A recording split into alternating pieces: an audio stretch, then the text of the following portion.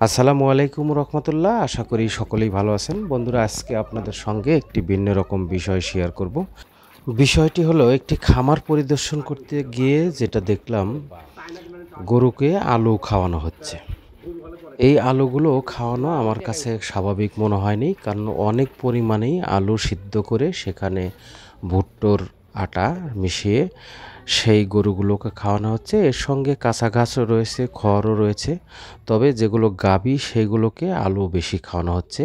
খামার থেকে যেটা জানতে পারলাম সেটা হলো, এই আলু খাওয়ানোর ফলে যেমন খামারের সাশ্রয় হয়, অন্যান্য খাবারের তুলনায় দাম কম, তেমনি করে প্রচুর আগের তুলনায় এই আলু খাওয়ানোর পরে দুধ হয় বেশি, সেই জন্যই আলু খাওয়ানো হয়। এক সময়ের খুব প্রচলিত ডায়লগ ছিল যে ভাতের বদলে আলু খান, ভাতের চাপ কমান।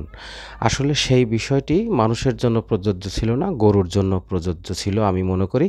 একটি খামার পরিদর্শন করতে গিয়ে যা দেখলাম, প্রচুর আলু এই গরুকে খাওয়ানো হয়।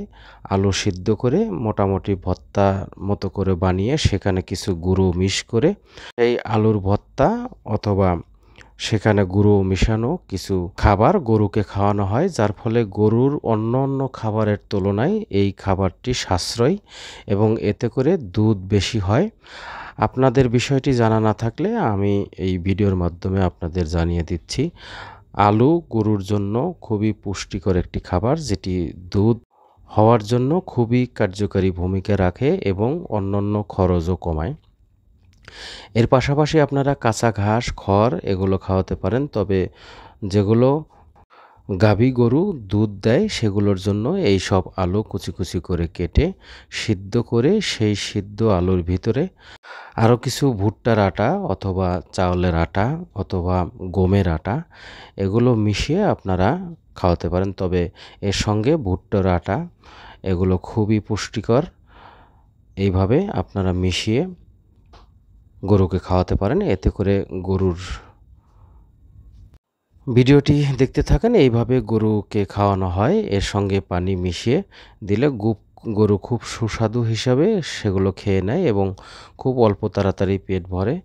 বিশেষ করে বারবার বলার অর্থ হলো, দুধের গাভী গরু যেগুলো দুধ দেয় সেই গরুগুলো এই সব খাবার খাওয়ালে খুবই স্বাস্থ্যবান এবং দুধ বেশি দেয়। সেই জন্য এসব গরুকে এই খাবার খাওয়ানো হয় এবং এই খাবারগুলো গরু খুবই সুস্বাদু হিসেবে খেয়ে থাকে, যা অন্যান্য খাবারের চাপ কমায়।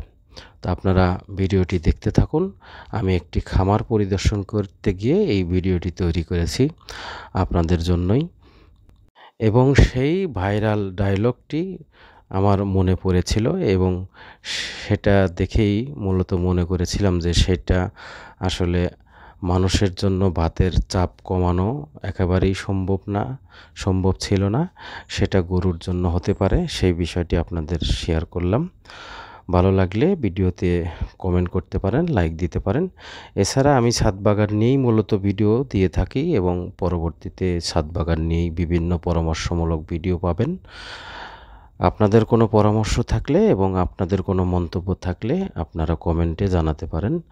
আর আমার চ্যানেল এখনও যারা সাবস্ক্রাইব করেননি, অবশ্যই আমার চ্যানেলটি সাবস্ক্রাইব করে আমার চ্যানেলের সঙ্গেই থাকবেন। ভালো থাকবেন। পরবর্তী ভিডিওর জন্য অপেক্ষা করুন। আল্লাহ হাফেজ।